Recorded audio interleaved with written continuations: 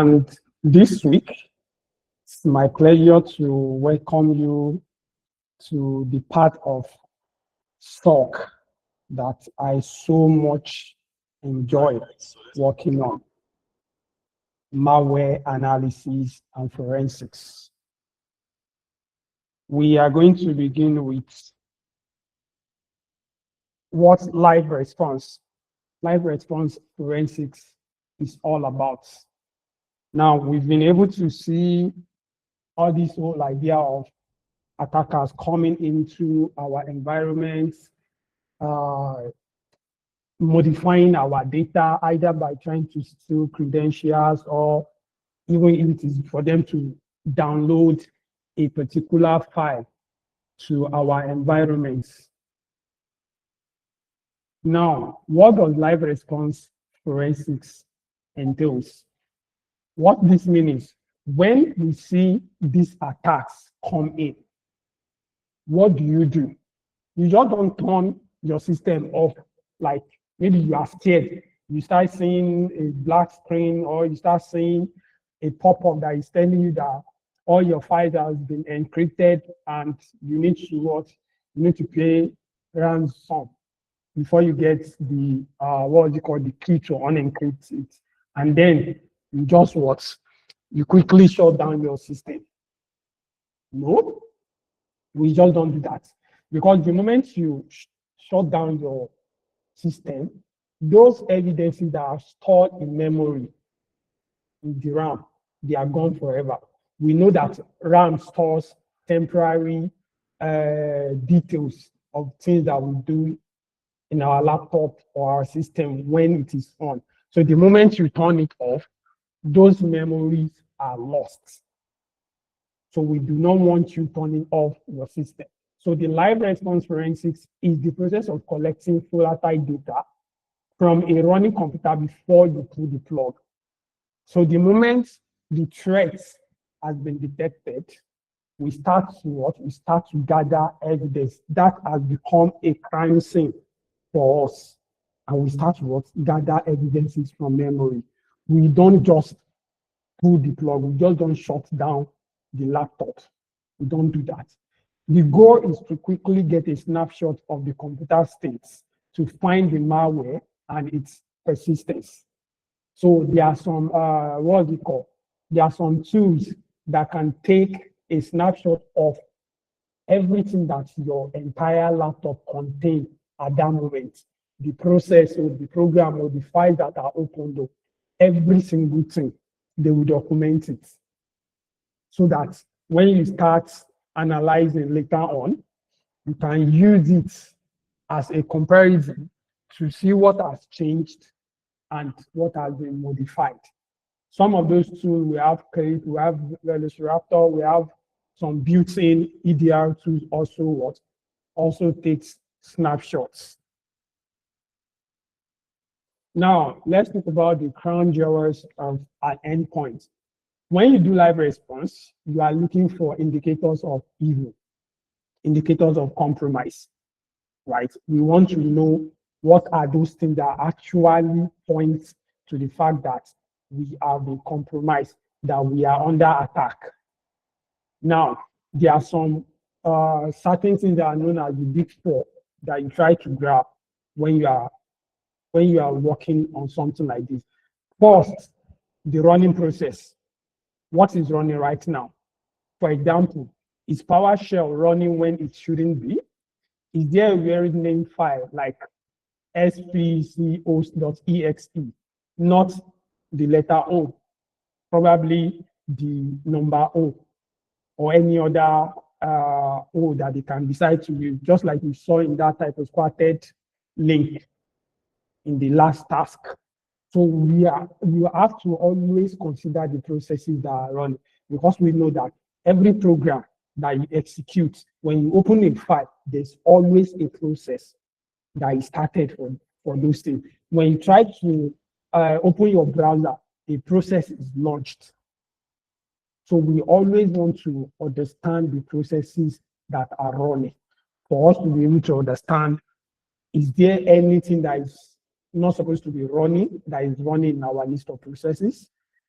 The second of the big four is the network connection. What is the PC talking to right now? You need to understand, is there any external IP address? Is there any external server that PC is currently communicating with? You want to know. For example, maybe a C2 server. Third, persistence mechanism. Is how will the malware survive a reboot? Is it the kind of malware that the moment you reboot your system, it will come back up by itself? Or is it the one that once you reboot, everything it has done will be gone, and until you try to execute it again, before you get any response from it?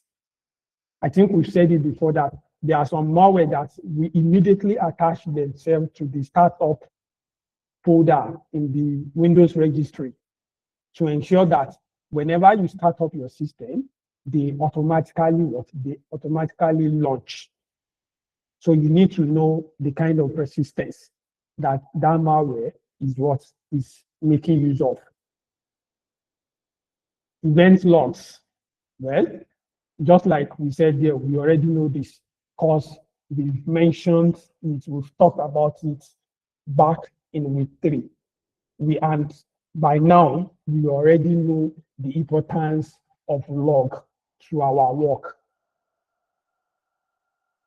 The concept, persistence. Malware needs to survive a reboot. If it doesn't, the user just turns the PC off and on, and the malware is gone. So just like I explained now, what kind of malware, what kind of persistence is this malware making use of? Is it the kind that once you turn off your system and you turn it back on, it is gone? Or is it one that has already attached itself to something critical in your system, that once you turn back your system, it's also going to come back with it? We know what persistence is about. This is the method an attacker uses to make their program run automatically every time the computer starts. This is actually like how you will know how good a malware developer is, because a malware developer that develops a malware that does not have this kind of persistence, except if the malware is doing something dangerous entirely, right? But every malware should have this kind of persistence that you turn off your laptop and you turn it back on. It must be able to continue whatever it was doing automatically, not waiting for any user's interaction. The analogy here is that the attacker hides a key under the doormat so that they can always get back in. So it's just like that. Maybe an armed robber broke into your home, right? They broke into your home, and then you changed the padlock. How good the robber is going to be determined by if they have created a kind of a master key to always get back into your house. So for example, maybe when they got in the first time, they've gone to somewhere that you yourself you do not even know about. Maybe they opened a window or they opened something. They knew you were going to change the padlock. So the moment you change the padlock, to you, you believe, oh, now that you've changed the padlock, they cannot get in to your home again. But they've already created another way in for them. So no matter how you change the padlock, they will always find their way into your house. Now, our job as the analyst is to find this hidden key. If you only kill the running process but don't find the persistence, the malware will just come back. So if you decide that when you were looking at the list of processes that are running, you saw a particular process that is not supposed to be running, and then you terminated it, you killed it, and you just figured that, oh yes, I'm done. I've been able to stop this attacker. I can now rest. Well, go and rest. You understand why they said no rest for the wicked. Because the moment you turn off your laptop and you turn it back on, it's back.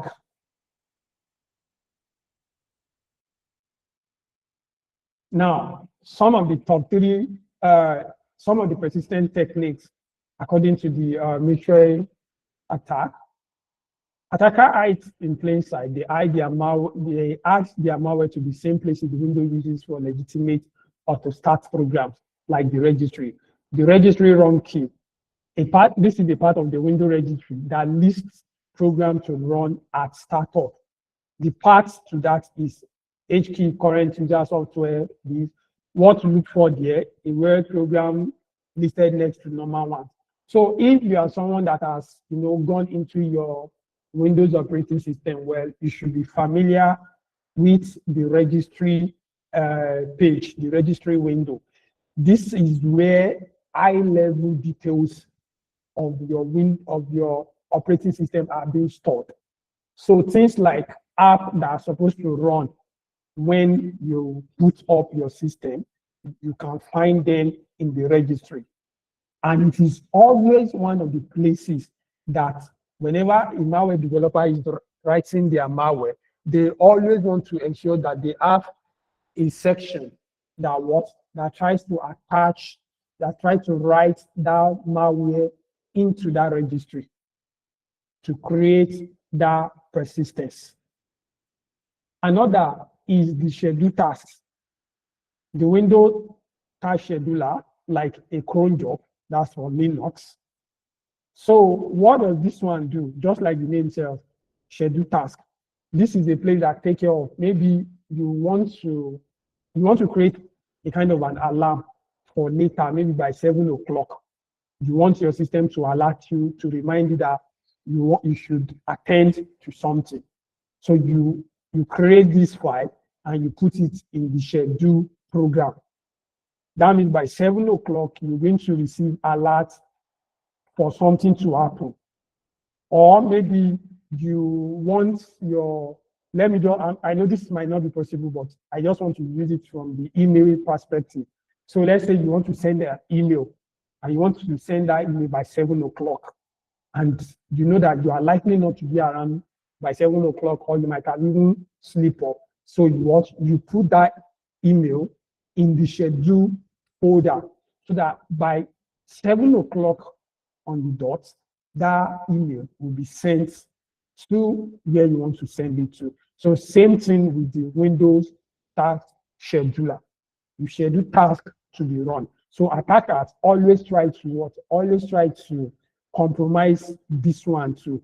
What they try to do is they will attach their malware to the task scheduler so that when you execute it, you will not immediately see what is going on. I think I said something about that yesterday, or maybe during the time we discussed pyramid of pain, that they can be so corny that they will ensure that the malware they develop is not one that immediately you execute it, you are going to see the effects. Once you executed it, it has already attached itself to a place like the task scheduler that maybe in the next 15 minutes, you are to start running. Maybe by that time, the user will have been convinced that this is not malicious. So they try to compromise, they try to exploit the Windows task scheduler. Also, just like the cron job on Linux, which is in charge of scheduling of tasks. Another thing they try to attach is the startup folder. This is a simple folder. Anything you put in here runs at login. So there is a folder in this part of your window that takes care of startup, startup files. Any files you want them to start up whenever you boot up your system. So the malware developer can also take advantage of this to ensure that there's a part that writes a persistence file to the startup folder. Now, malware analysis basics, static versus dynamic. So we discover the file, just like the last task. We discover what was this thing again? Invoice _92 something.zip. We discovered our file. that this file is malicious. So what do you do? What do you do after you discover it? You just don't delete it. You have to interact with it. Now, the static analysis. This is you what? Performing autopsy. You want to analyze the file without executing it. So if, as that one now that is a .zip, you want to find a way to interact with the file. You want to find a way to get into that file without what? Without extracting its contents. Because you don't know that. You don't know if the moment you try to extract it, the effect of the malware is going to what? Is going to start up. So what you want to do is you want to try to understand it as much as you can without running it. And what do? Some of the things you do is you try to extract the strings. You dump all text from the file.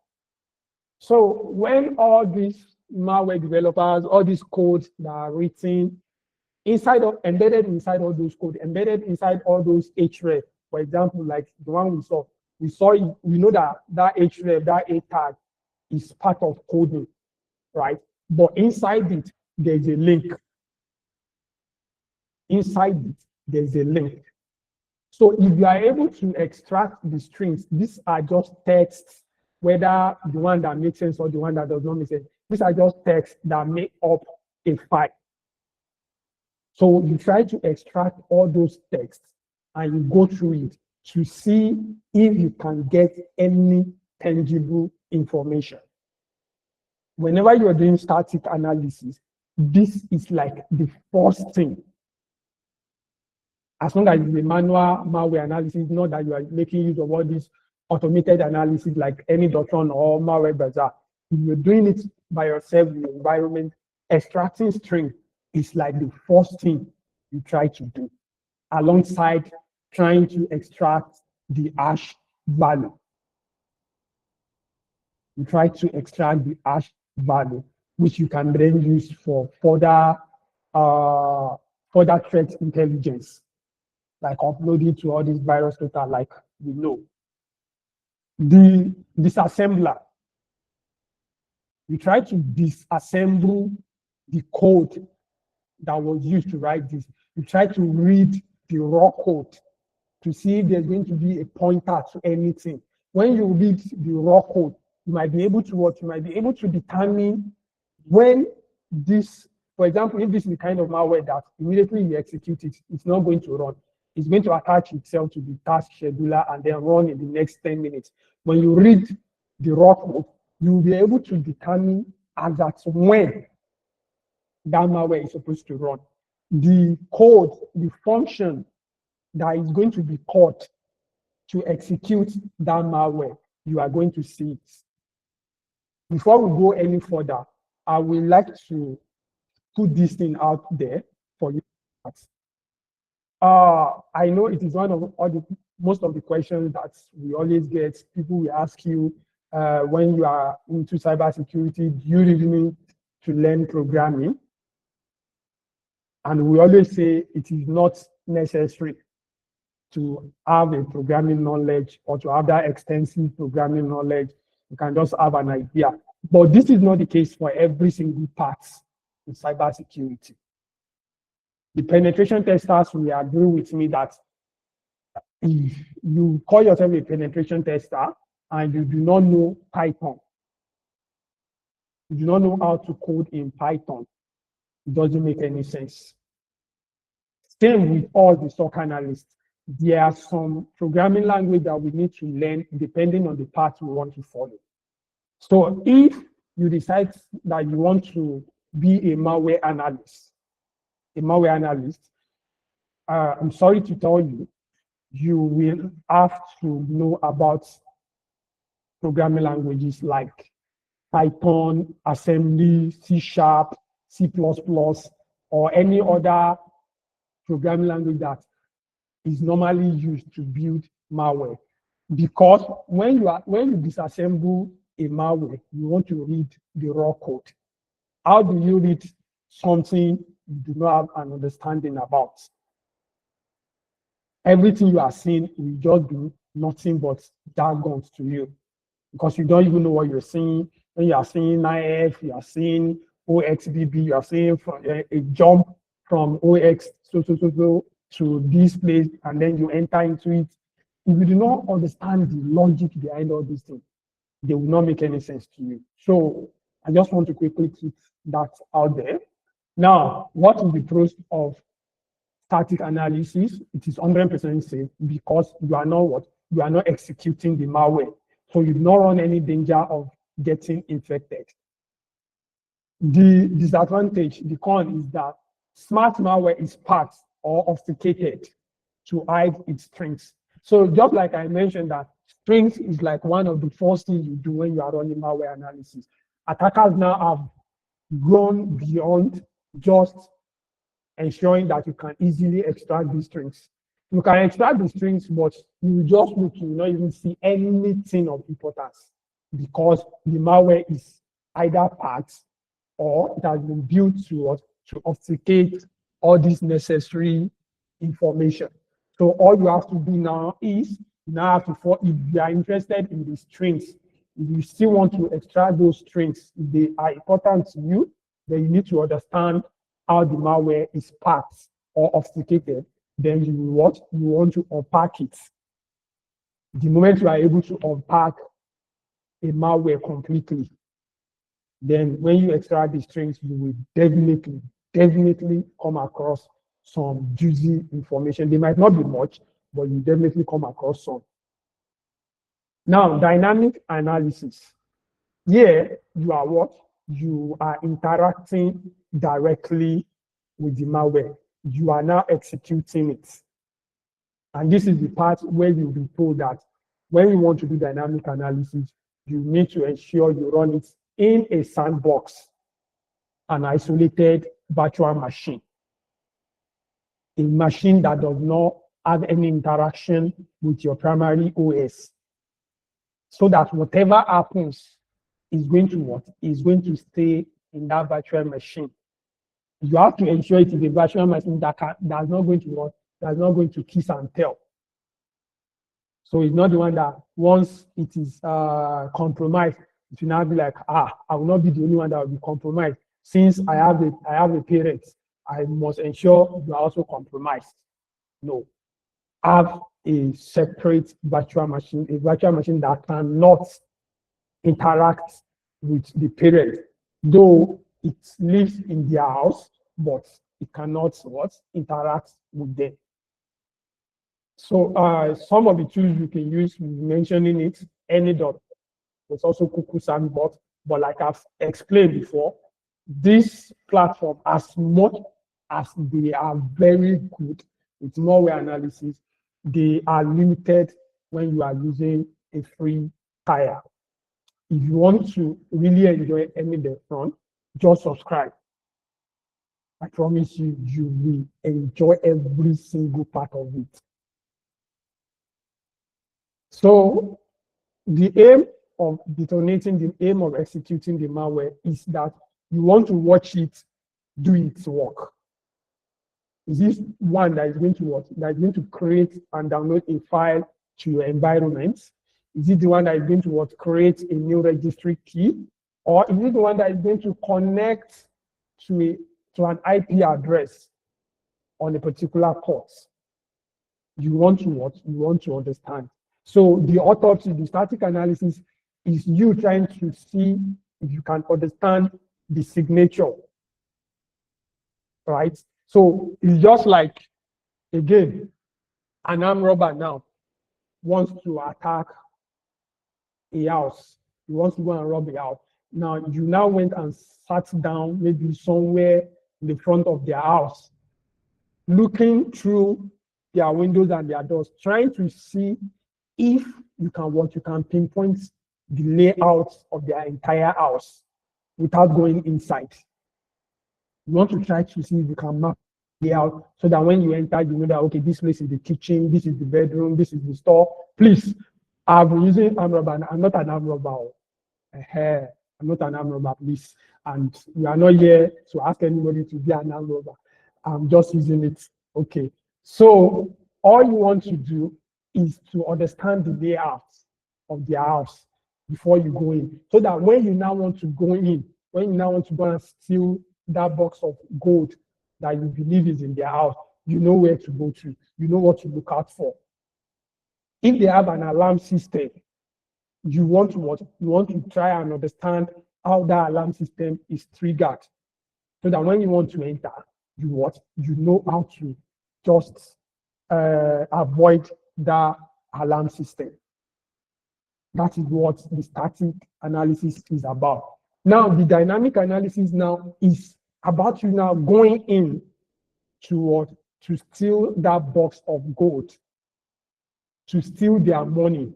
Or maybe if you are a thief that is just hungry, you just want to go to their freezer, you see that they just killed a Christmas chicken. Just like we know that most of our Christian friends will do this next week, they will kill chicken and they will decide not to give us, all in the name that there are some people that not give them salami. So you decide that what you want to do is that chicken, if they cannot give you for free, and then you will take it by force. So if you are somebody like that, you would have understand where their fridge is, so that immediately you enter, you just quickly go there, carry the chicken and run, remove. Another one will come next time, right? So, and all this is done, all this can be done because of what you've gathered during the static analysis phase, the information you've gathered. So when, for example, maybe when you extracted the strings, you were able to see that the particular file that is going to be downloaded to a particular folder, and this malware is going to open PowerShell and try to connect to a particular IP address. You were able to discover it when you extract the string. That means when you want to execute the malware, you know what you want to look out for. You want to go to that folder where you saw that a particular file will be created. So you want to go there to see truly if that file is going to be created. You want to ensure you glue your eye to the screen to see if the PowerShell screen is going to come up. And then if there's going to be any connection to the IP address that you discovered. So you build on the static analysis, right? You just don't go in blind. You don't do malware analysis and you start with what's it called, dynamic analysis. You cannot say you want to rob a house and then you just go in just like that. You want to steal their chicken and you don't even know whether their fridge can shock you. What if you don't know fridge that can shock you? You have to watch the owners of the house, see the way they are opening their fridge, so that when you go in, maybe you have to step on a particular square. You know that hand is like this is the square where they used to step on to carry things out of the fridge. So you build on it. You just don't go in, except you are all these ardent criminal. So, and I don't think we are. Now the pros is the only way for you to know what the malware really does. And the cons can be dangerous if not in a proper sandbox. Believe me, there are malware that are so crazy that they will run out of the sandbox to affect every single thing that is around them, including your primary operating system. There are some malware that they've been developed to lay idle once they discover that they are in a sandbox environment. So if you are connected to your primary operating system as at that time, you run the danger of allowing the malware to jump out, because since it sees that where it was executed is a sandbox environment, but it's noticed that there is a connection between the sandbox environment and the live operating system, it's going to jump out and attach itself to your operating system. So it's always a dangerous game. A lot of people actually, they are scared of malware analysis. Believe me, when I started out, I never even knew I was going to go into malware analysis or I'm going to enjoy it the way I enjoy it now. I was one of those people that say, God forbid, I will not take something that I know is malicious. I will take a virus to my system and then I will execute it just because I want to understand what it does in order to help other people, not forbid. But here I am today, enjoying malware analysis.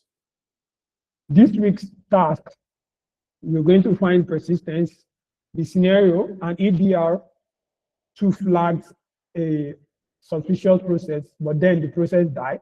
Task, you are given a text-based artifact dump from the suspicious computer.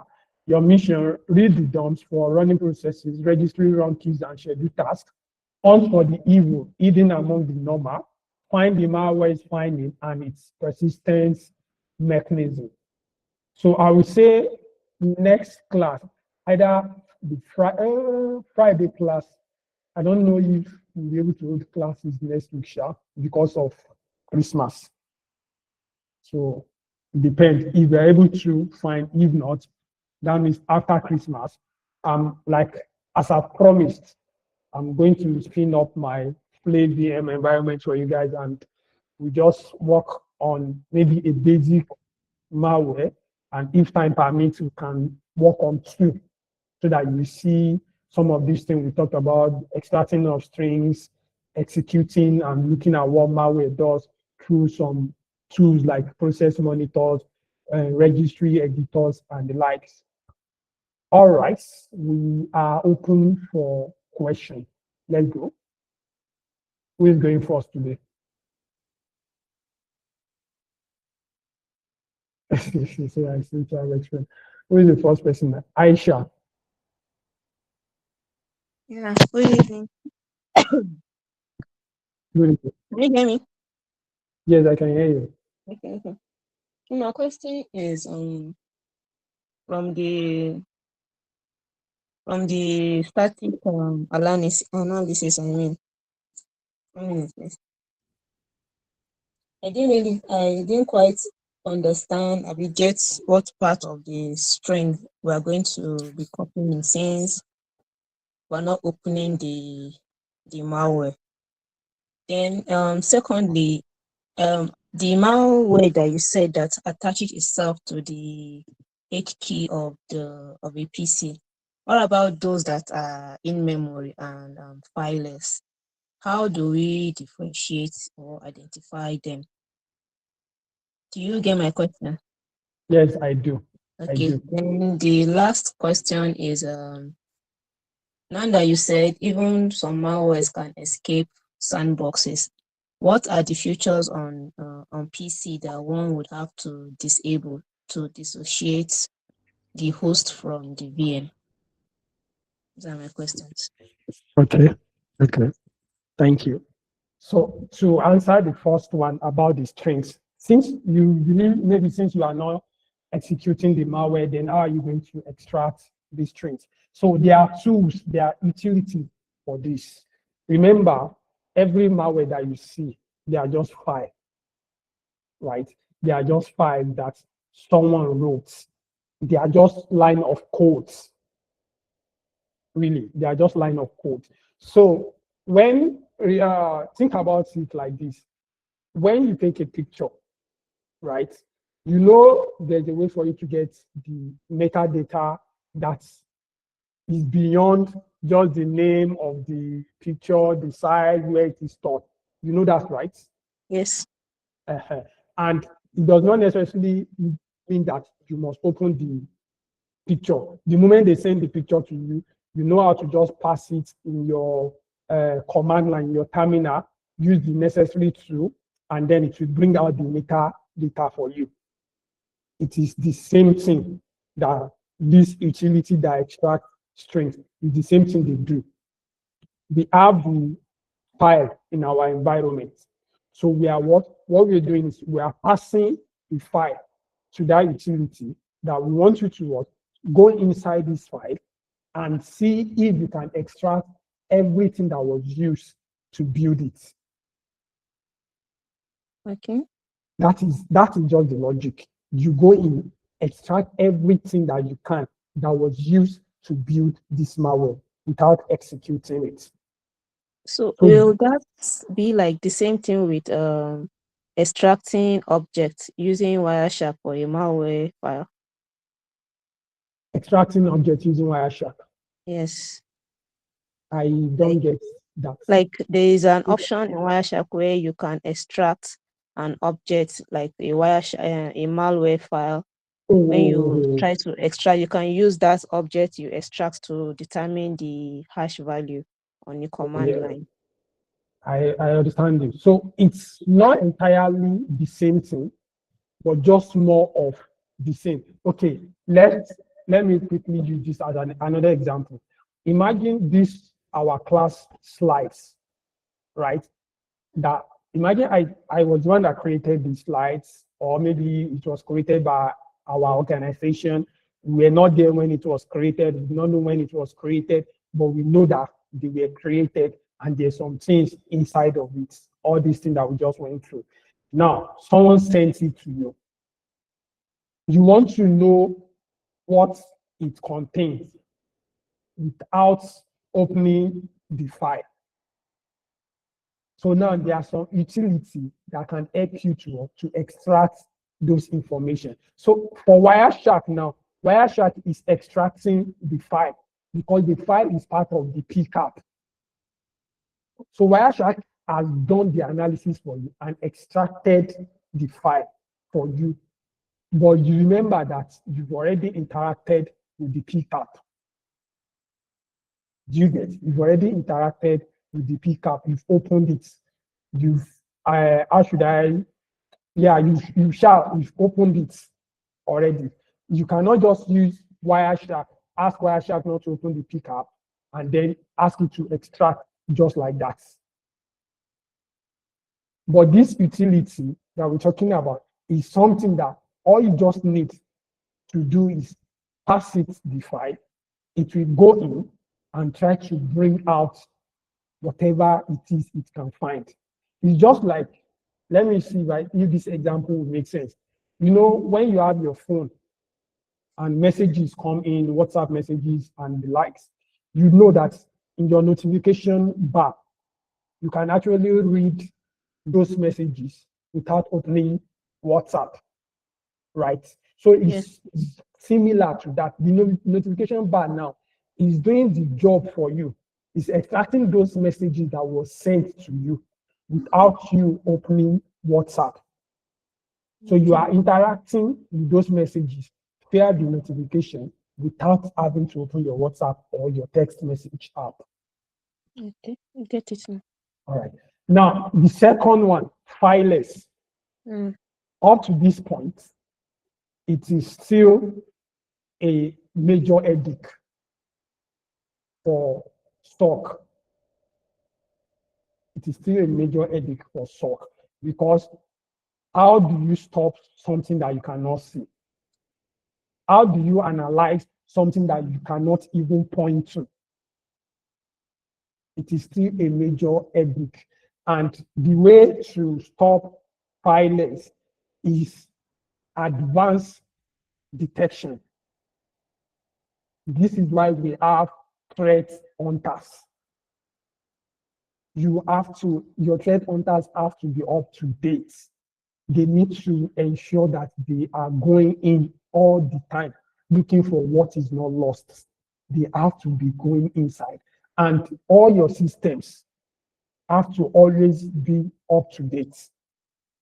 I don't know if you guys saw, was it like 3 days or 4 days ago, that Amazon said they discover an attack that was launched by Russia attacker that confirmed that these people have been fileless, not something that does not have file. Let me just type it for you. This is what I mean. So what's it called? These people have been launching attack. They've been in the environment for 5 years. 5 good years. They've been in the environment attacking. Does it make any sense? Does it make any sense that an attacker will be in an environment for 5 good years? and they've not been able to kick them out. Advanced persistent threats. This is what these people do. They make use of filers. And how do you stop them? Advanced detection, up-to-date security system, and standard and expert, not even just professional now, expert threat hunters.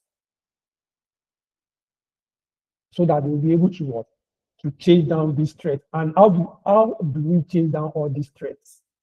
It's more or less based on the behavior of our system, based on the signature. This is a system that runs this, that runs that, but suddenly you're seeing it running something that it does not normally run. Then you have to what? You have to be suspicious. You need to go in to determine what is going wrong, what is happening there. Does that really make sense? Yes. The third one, please remind me again. I said, what are the features that one will have to now disable on the PC or VM to separate both? Okay. Now, when you're building your home lab, when you're having your Kali Linux installed in your VirtualBox or your VMware, your network, you're probably going to say, okay, let's have it attached to NAT or bridged, because you want it to have what? To have internet access, isn't it? That's what most of us do. But that means the what's it called? Your environment, your Kali Linux environment does not only have access to the internet, but they are taking their cue from your main operating system. This is something we do not want in our malware sandbox. So what do? You will create an isolated network segment. Most of the time, what people do is we create a static NAT network. You assign the IP address, you ensure that promiscuous mode is not enabled, right? Every single interaction. In fact, some will go as far as to this shared clipboard. We go as far as to what? To disable it. Shared folder, we disable it. So the malware now is going to stand, the malware sandbox is going to stand on its own. Now, there are some malware that if you execute them, if you want them to actually do what they were built to do, they need internet access. They need internet access. Without internet access, they will not show you their true color. They will just be there. I'm a gentle person. I'm a gentle. Yeah, seriously, I will not do anything to you. I will not do anything. They will just be there when you execute. They will just be sitting down there. You guys will be looking at each other. But the moment they see that internet access, they will show you their true color. Right? They will tell you they are not just gentle lady. I mean, what was that song? Gentle lady, meaning fighter. They are not just gentle lady. They are also fighters. So what do we do with this kind of malware? There are some internet simulator that we can make use of. One, there's something that is called fake net. When fake net is running, it will be as if, it will be as if you are running internet, like there's an internet connection. So for most malware, you'll be able to trick them to assume that, yes, there's an internet access on this sandbox. So once you execute them, they will immediately show you their true color. Another utility is inetsym that is pre-installed inside the Reminox machine, right? Most of the time, when you are using FlaVM, you want to use Reminox as well. You tend to have both Reminox and FlaVM.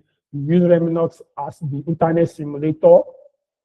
You connect it to FlaVM so that whenever you execute a malware that needs internet access, FlaVM will always be directing it to inetsym. So if you think it is interacting with the internet, and it will do everything it's supposed to do. And then when you want to also maybe investigate or analyze Linux-based malware, you have Reminox for you as well that can do the same. So we tend to have both of those things. Answered?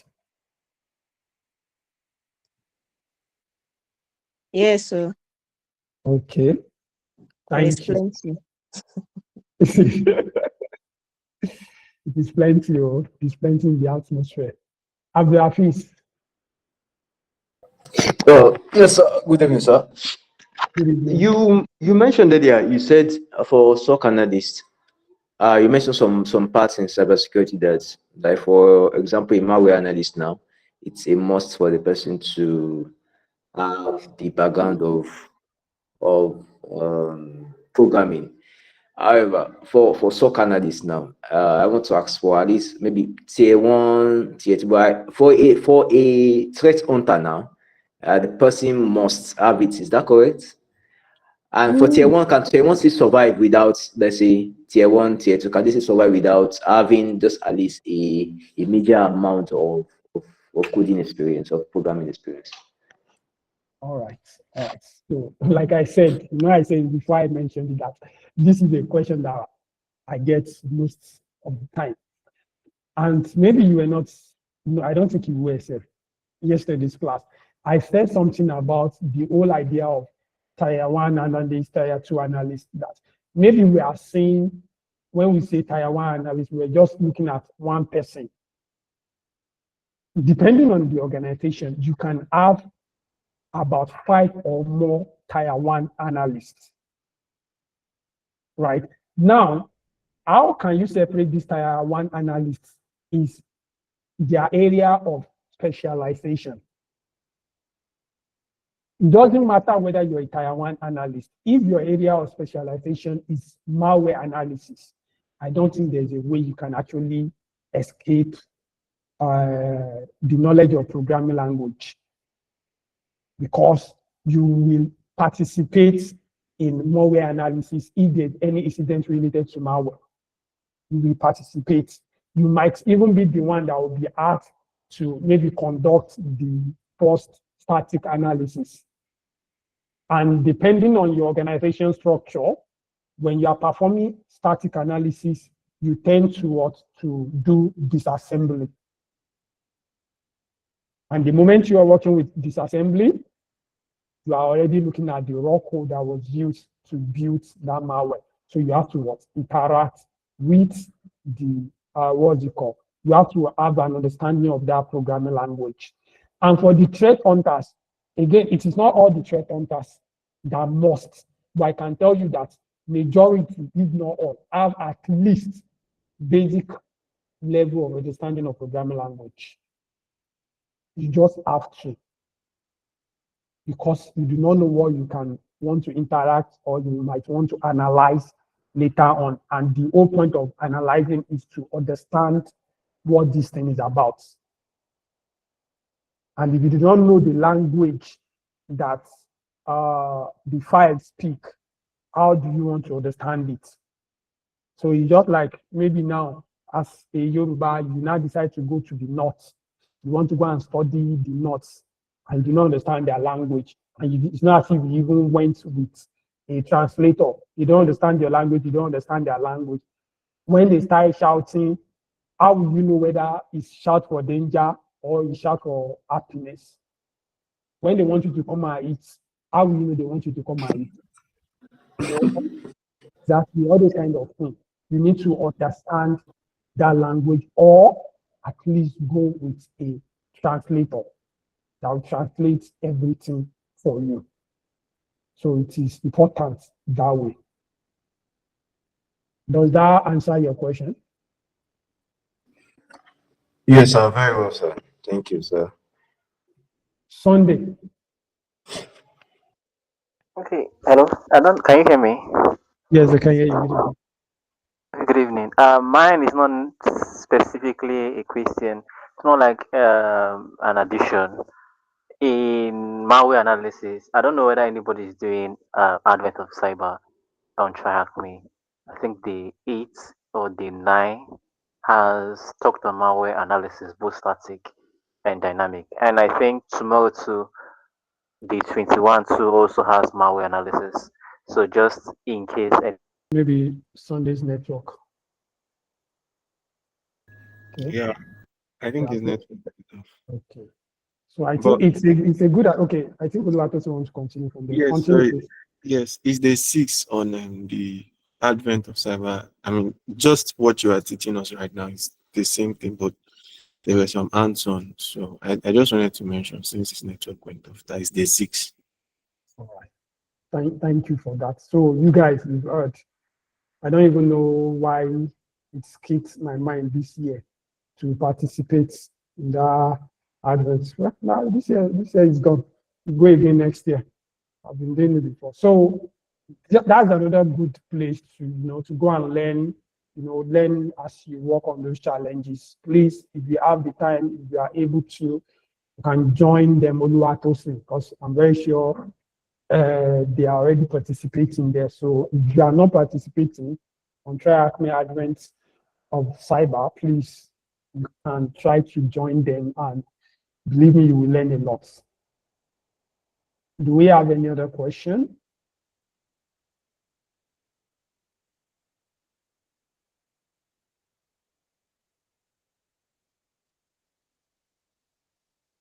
Okay, Abdavis, is your hand up from before, or you just raised it again? So you called me, sir. My hands have just been raised forever. Sorry. Okay. Aisha.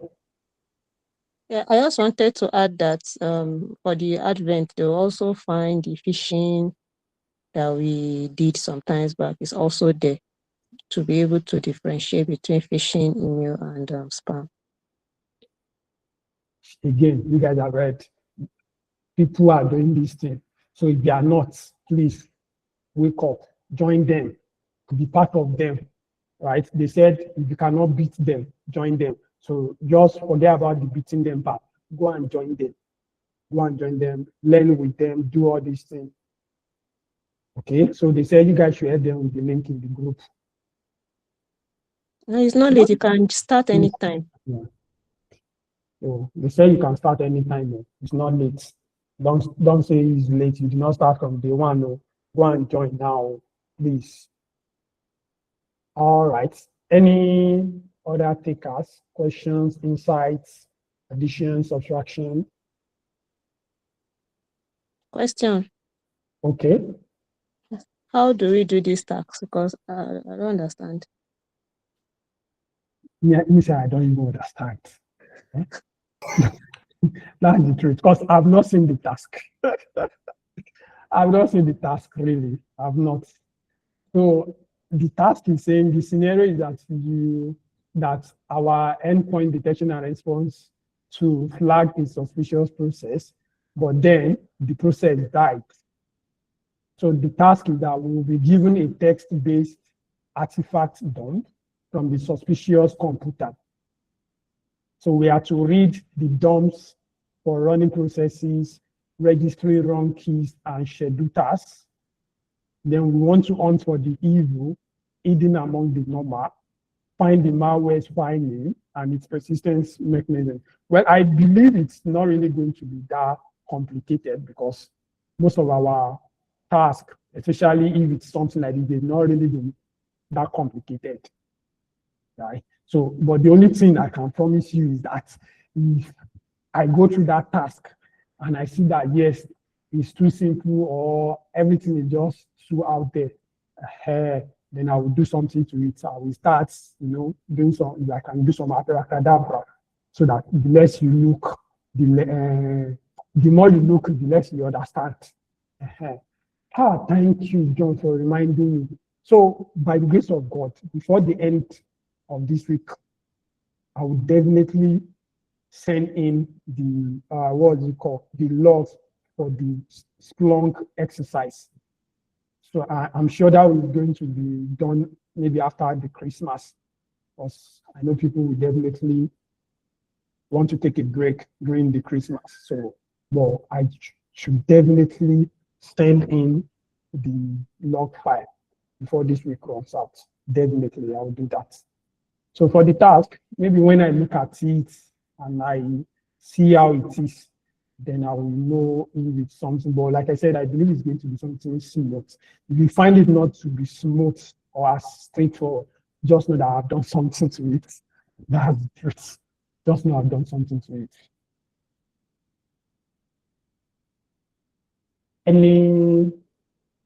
Any other question?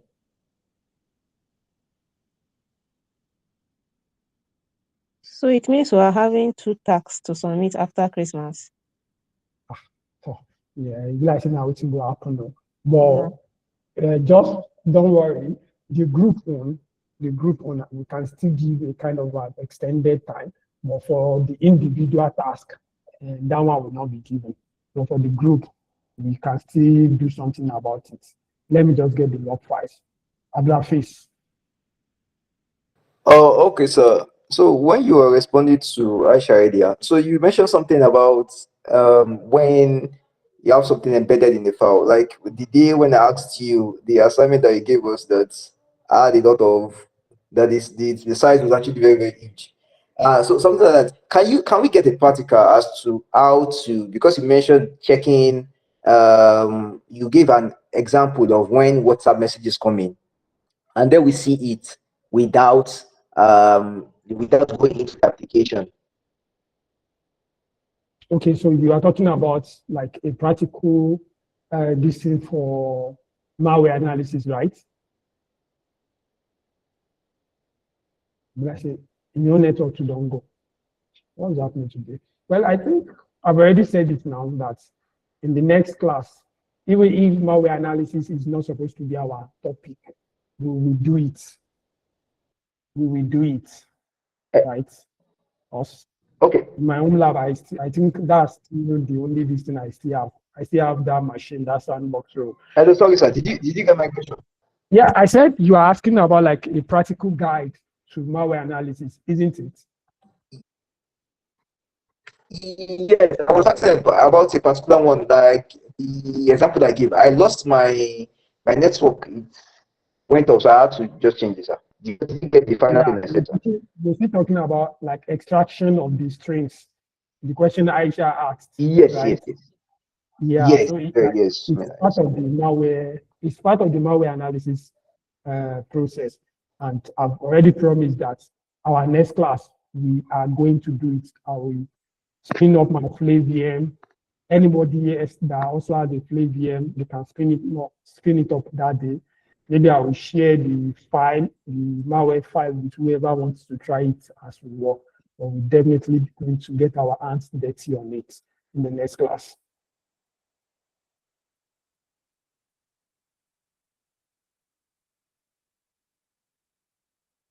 Any other question?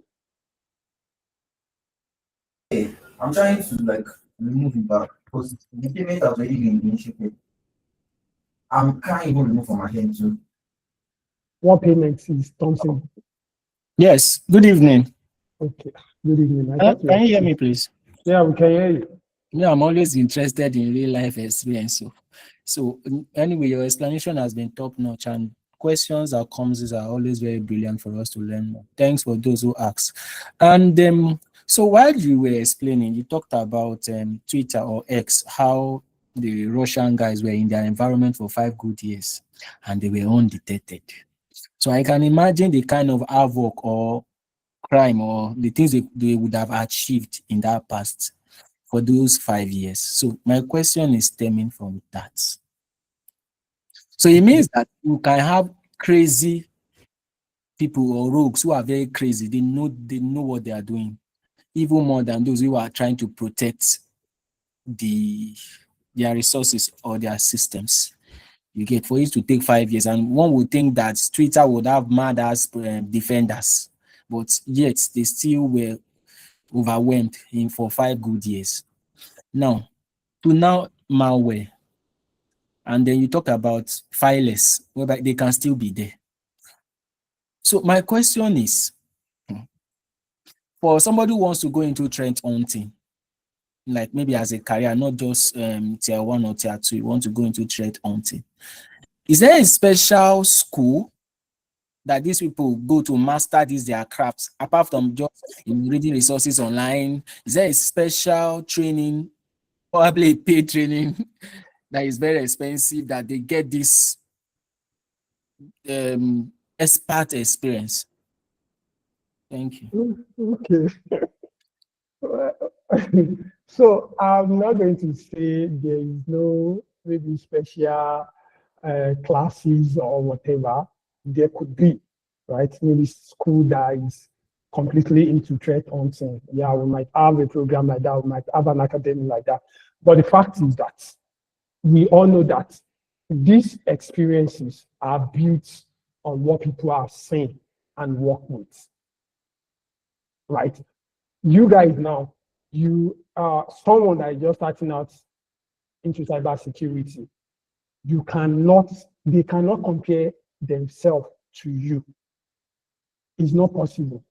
And those people now, they will be wondering that, this C. Bro Thompson, all these things that he knows, how did he even know it? Which school did he attend?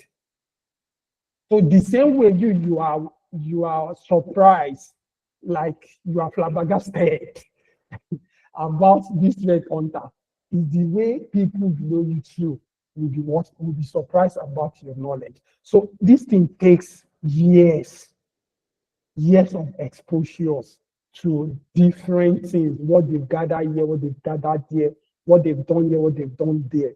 Some people do not have some people do not have a life outside cybersecurity. We've seen it with all these movies that we watch, when most of the hackers, when they finally find them, you will find out that they are. I'm not saying you people will not have a life, right? Well, what I'm saying, you watch movies, you've seen most of these hackers are going to be somebody that live in their parents' basement and they don't have life. They don't go out, they don't do anything. They are just here, learning, building, breaking, rebuilding. So that what you call that years of knowledge that you're looking at, right, is consistency. Then building, breaking, rebuilding, learning this one, learning, trying to stay rooted. And one of the ways you can do this is always make it an habit, even if it is 5 cybersecurity news in a day. Try to take your time and read them. You understand? Read cybersecurity news. You learn new things. You hear about ways that attackers are coming in and ways that the defenders have been able to block those attacks. And something about what you mentioned about this Russia and this thing, let me quickly correct. It is not X, I said, it is Amazon. And it is, I think, it is the eastern region, some part of the eastern region of the Amazon server that were affected, right? So these people, they are what they are known as advanced persistent threats. They are there. Sometimes they will get into your environment. They will not do anything. They will not do anything. They will not steal any of your any of your files. They are there for a purpose. Until that purpose, on the time to execute that purpose has come, they will just be there. And most of the time, they are state-sponsored. For example, when the Russia-Ukraine war started, Aisha, leave Pennywise out of this. For now, leave Pennywise out of this. So these people now, I don't know if you heard about it, that they said a critical part of Ukraine's, what do they call all these system now? All these, someone should remind me of all these systems that take care of all these heavy things now. Is it ICS? Yes, is this SCADA? ICS or SCADA? Is this SCADA or ICS? SCADA. No, not necessarily SCADA. SCADA is part of them. But all these, all these HVAC, all these water system and the lights, these are things that when you attack them, they cause immediate destruction, right? So the Russians attack had been in the Ukrainian system for more than 2 years. For more than 2 years, they've done nothing. The moment they find their foothold, they've just been there living on their land. They did nothing. But once the Ukraine-Russian war began, and Russia was looking to cause a further damage, this was when they asked these people to what? To execute. Russia did not send soldiers. They did not do anything. They did not even begin any hacking process. What did these people do? They just began to raise the temperatures of systems that are not supposed to be raised. And before you know it, boom, everything's scattered. It was after the whole analysis, because now people were looking for a drone. Nobody saw drone, there was no drone. So what happened?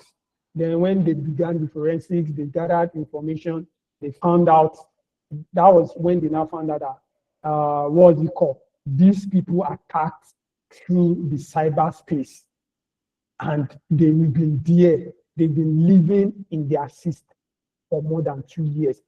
Iran did the same thing. I don't know whether it was with, is it Israel? They also did the same thing. That's why you see the Iranians and the Russians, they are always, these are people that when you start hearing that they attack you, like you have to be scared. You have to be scared, because these people, they take their job too serious. And it will take someone of an advanced expert level to stand up to them. So it all depends on your exposure, what you learn, what you read. They're all going to build that experience for you later on. And it is what built the experience of those threat hunters that you are talking about today.